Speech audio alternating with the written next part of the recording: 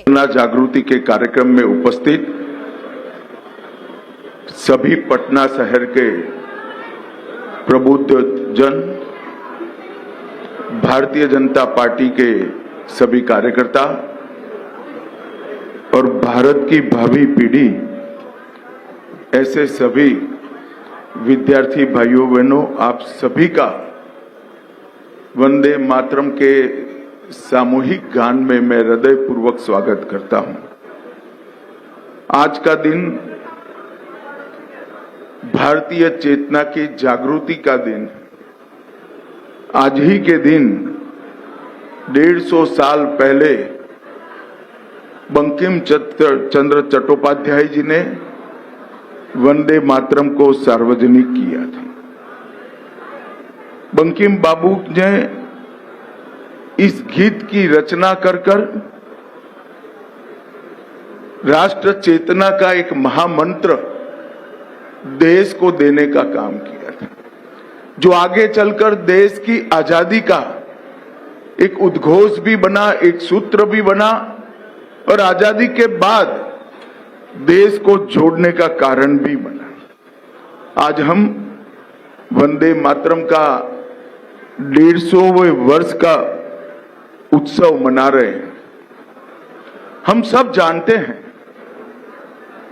कि हमारे आजादी के आंदोलन के नेताओं ने जो स्वप्न महान भारत के लिए देखे थे, विगत 11 सालों में वो स्वप्न की पूर्ति के लिए देश के सामूहिक प्रयास से ढेर सारे काम हुए हैं।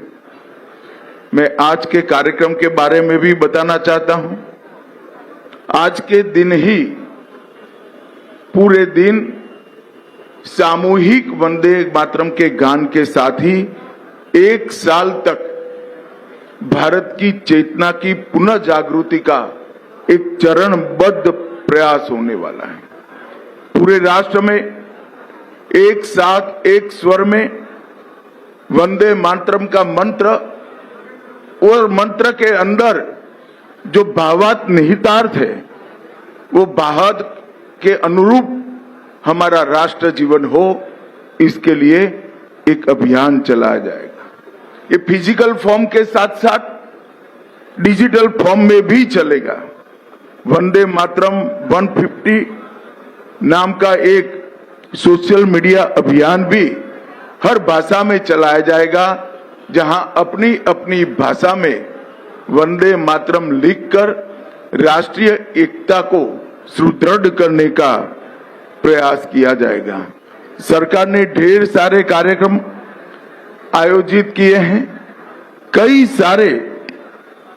सारे राजनीतिक दलों ने, स्वयंसेवी संगठनों ने और देश की चेतना के पुनः जागृति के ये महामहोत्सव में हिस्से लेने वाले लोगों ने भी कार्यक्रम किए।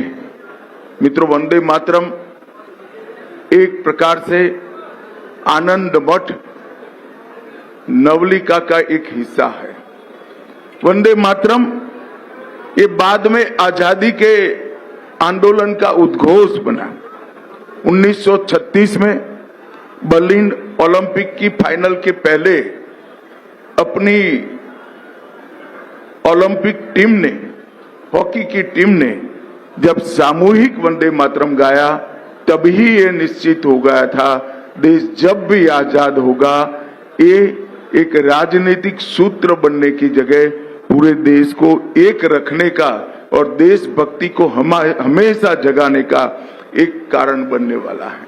15 अगस्त 1947 को 6:30 बजे सरदार पटेल के आग्रह पर पंडित ओमकारनाथ ठाकुर ने पूरा वंदे मातरम गाकर आजाद भारत के हृदय के पहले स्पंदन को झंकृत करने का काम किया था। और 24 जनवरी 1950 को संविधान सभा की जब अंतिम बैठक समाप्त हो रही थी, उस वक्त बाबू राजेंद्र प्रसाद जी ने वंदे मातरम को राष्ट्र गीत के रूप में स्वीकार कर देश को वंदे मातरम को एक प्रकार से सम्मान के साथ स्वीकारने का रास्ता प्रशस्त कर दिया। और वहीं से वंदे मातरम हम सब के लिए एक राष्ट्र चेतना का गान बना है और आज 150वां पर्व है। 150 साल आज वंदे मातरम के हो रहे हैं। तब मैं जरूर कहना चाहता हूं, वंदे मातरम जब लिखा गया वो कालखंड को भी हमने समझना पड़ेगा। 1875 में एक लंबे मुगलों की गुलामी के बाद अंग्रेजों के शासन का कालखंड बन चुका था। उस वक्त प्रथम स्वतंत्रता संग्राम भी विफल हो चुका था और पूरे देश के मन में एक प्रकार से आशंका थी कि हमारी राष्ट्रीय चेतना पुनः जागृत होगी क्या। उस वक्त बंकिम बाबू ने राष्ट्र चेतना का ये महागान गाया और वो महागान हमारे सांस्कृतिक राष्ट्रवाद का पहला उद्घोष बना। आप पूरे वंदे मातरम को ध्यान से पढ़ोगे तो वंदे मातरम ये स्पष्ट कर देता है, भारत कोई जमीन का टुकड़ा नहीं है, एक चीती है, एक विचार है, एक संस्कृति है और वो संस्कृति ही हम सब भारतीयों को बांध कर रखती है, जोड़ कर रखती है। भारतीय जनता पार्टी ने जब जनसंघ बना तब से लेकर अब तक हमेशा सांस्कृतिक राष्ट्रवाद पर बल दिया है। और मैं आज जनसंघ की स्थापना हुई तब तो मैं जन्मा भी नहीं था, परंतु मैं जरूर महसूस कर सकता हूं कि सांस्कृतिक राष्ट्रवाद की परिकल्पना की चेतना इसी वंदे मातरम के गीत से मिली होगी, जिसको वीर सावरकर, महात्मा तिलक और मैडम कामा, कई सारे राष्ट्र भक्तों ने गाया, महसूस किया और अपना हौसला बुलंद किया। कई हमारे आजादी के दीवाने फांसी की फंदे पर वंदे मातरम बोलकर हंसते मुंह झूल गए। आज वो सभी हुतात्माओं की इच्छा का, उनकी कल्पना का भारत बनाने का समय है और आने वाला 2047 तक का समय वंदे मातरम के गान से प्रेरणा लेकर महान भारत की रचना का समय है। आज के दिन प्रधानमंत्री जी भी दिल्ली में वंदे मातरम के सामूहिक गान में सम्मिलित हुए हैं और देश भर में सामूहिक वंदे मातरम का गान गाया जा रहा है।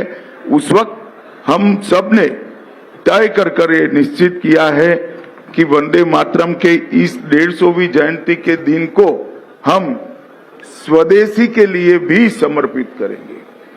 आत्मनिर्भर भारत की रचना स्वदेशी के बगैर संभव नहीं है। तो हम सब भारतीय भी बने और भारतीय चीजों का उपयोग भी करें। ये संकल्प लेकर आने वाले 2047 के कालखंड तक भारत को महान बनाने की प्रक्रिया में हम शामिल हो और फिर से एक बार आज के दिन भारत माता को हम अपना बाकी का पूरा जीवन पुनः समर्पित करने का संकल्प ले। यही आज के दिन का औचित्य है। मैं अब आपको स्वदेशी संकल्प पत्र, इसका संकल्प पढ़वाऊंगा। आप सभी जहां जगह है वहां पर एक दाहिना हाथ आगे रखकर शपथ लेंगे। जहां जगह नहीं है वहां पर आप बोलकर भी मन के भाव के साथ शपथ ले सकते हैं।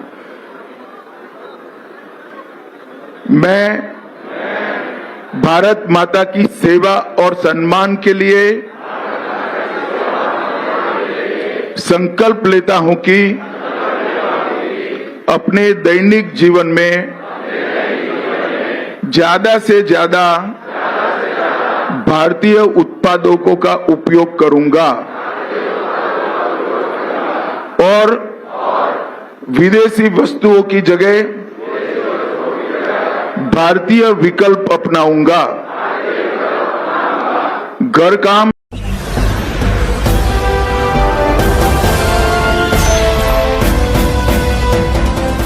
आप देख रहे हैं लाइव न्यूज 99 राष्ट्र सबसे पहले।